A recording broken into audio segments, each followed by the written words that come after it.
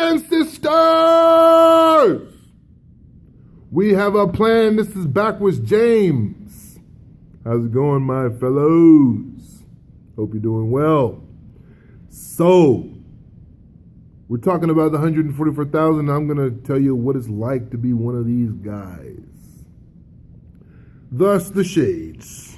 This is taking on a life of its own, isn't it? But anyways, guys, let's talk about another little element, because baby Christian stuff is, look, everyone that comes to you in the name of the Lord, he is a false prophet, no matter what he says out of his mouth. As long as we don't know the truth, look, everyone is false, and the Lord shall reveal the light. Well, I mean, this is not at all the way the Lord was received after he was risen up. After the Lord was raised up, surely the Lord went and spoke to the disciples, and then they knew him because of his words and because of his manner. But surely the Lord was in a different form. And so now, look, the second coming of Christ is upon us, and the Lord has changed his form. But look, all those loving the word, all those knowing the truth, they will certainly recognize the Lord. But let's hurry up and get into it a little bit here. So the 144,000, they will absolutely be the light of the world. Again, the 144,000 will be the light of the world. I was having a conversation with one of these baby Christians not too long ago. And I was like, well, when the Lord says we are the light of the world, should we take him literally? And they were like, no, it's an illustration, or it's a metaphor. Guys, let me tell you this. The Lord is the absolute way. He is the only truth. It is impossible for God to lie. Okay? How long will you continue limping upon two opinions? Take the word literally.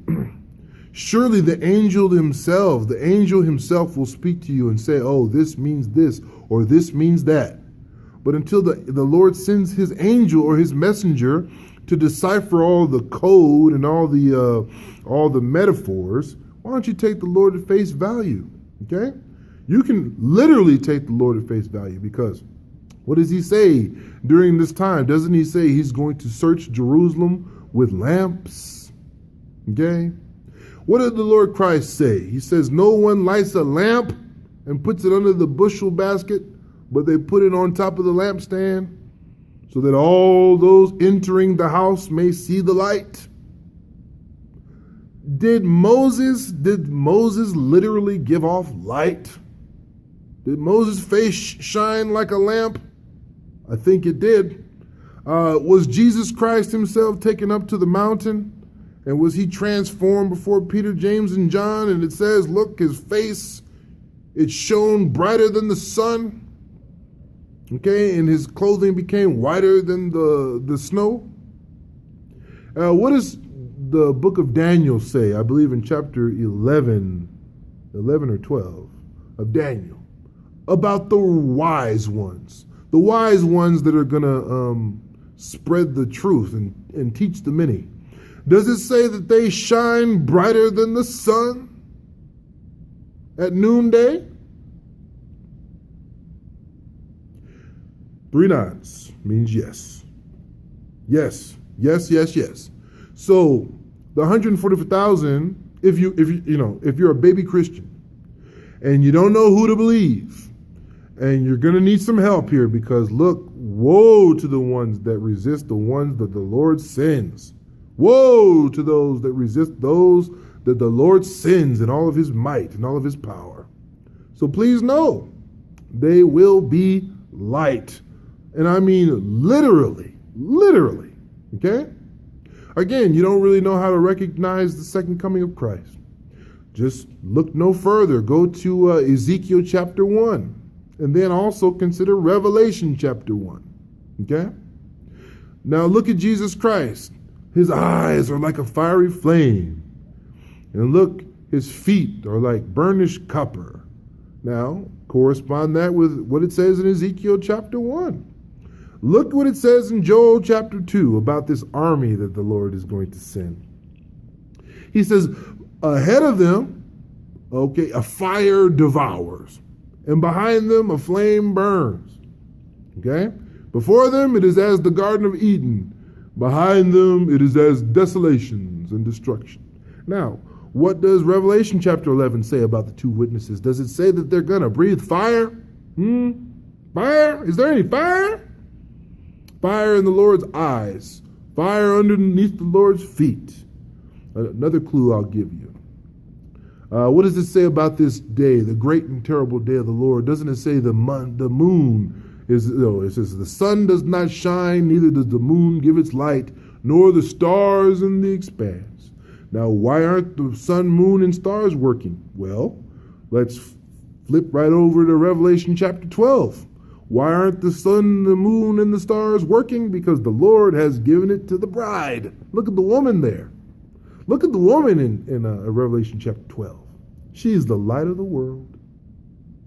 Look how she's crowned with the stars. And look, she's clothed with the sun. And the moon is beneath her feet. Take the Lord at face value. Okay?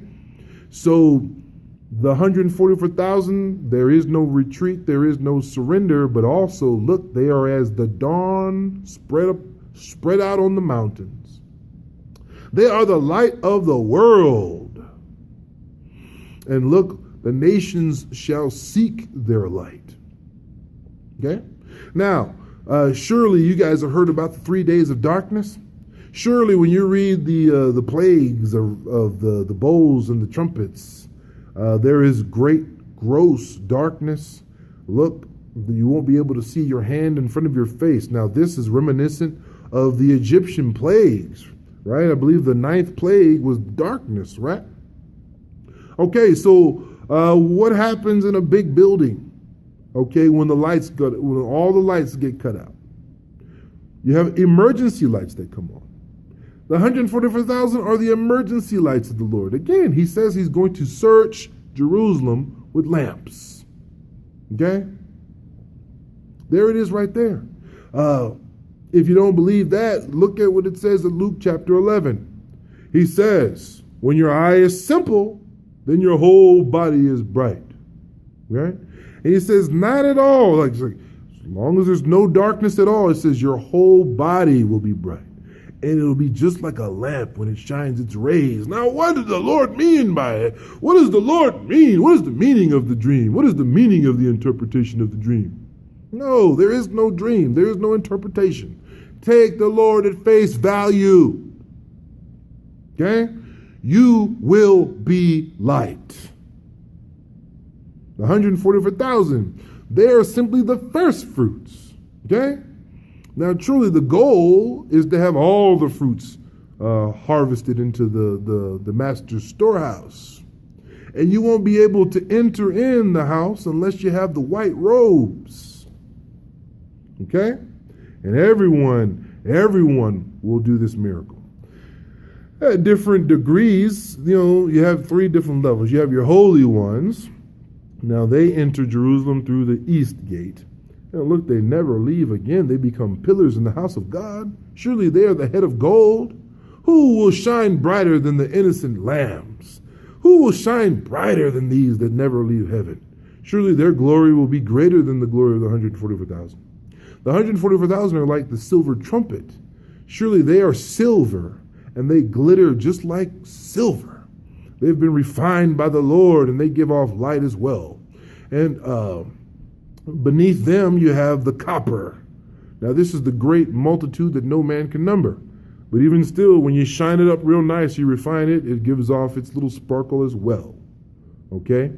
So, when the Lord calls you the light of the world, look, it's going to take on a whole new meaning. Don't let the wild beasts, don't let the governments of the earth, don't let these liars and thieves, don't let them fool you. Don't let them tell you that it's aliens. Don't let them try to get you to kill it, okay? Because, even in pop culture, man, these guys, these wizards, these people that are running the world behind the scenes, they already know. They already know and understand. Okay, you got movies where you got men lighting up. There was one, I guess, with the little boy. I forgot the boy's name. But I never saw the movie, but I saw the little trailer, and I was like, wow, they're getting kind of specific there. But Just look for that. Look for an army of God that doesn't back down no matter what comes. An army of God that even has the demons in subjection. And look, their bodies will give off light just like a lamp. Look at Luke chapter 11 and know what it means. Look at the gospel, how the Lord was transfigured, and know the meaning. Consider the ancient days of Moses. Consider why the Lord had his light, his face light up like that. What was the point? Really, what was the point? Why would the Lord have Moses' face give off rays? Okay? Consider these things. Consider the sun, the moon, and the stars not giving their light. And yet, look, there will be light in Goshen. Look, those that serve God, they will not stumble in the darkness. But look, the glory of God will rise upon them. Consider the holy blessing. What does it say? It says, may the Lord bless you and keep you. May the Lord's face shine upon you, and let his countenance rise upon you. May you have peace. Look, the Lord's, what is it? Oh, the last one I want to say before I go, because it's about to cut me off. What does he say? He says, my load is light. He says, my yoke is easy and my burden is light. So put on the cloaks of salvation. Stand still in the city until you are clothed with power, and you'll know it, because your voice will be mighty as the Lord, and your body will actually give off light. I love you, my brothers and sisters.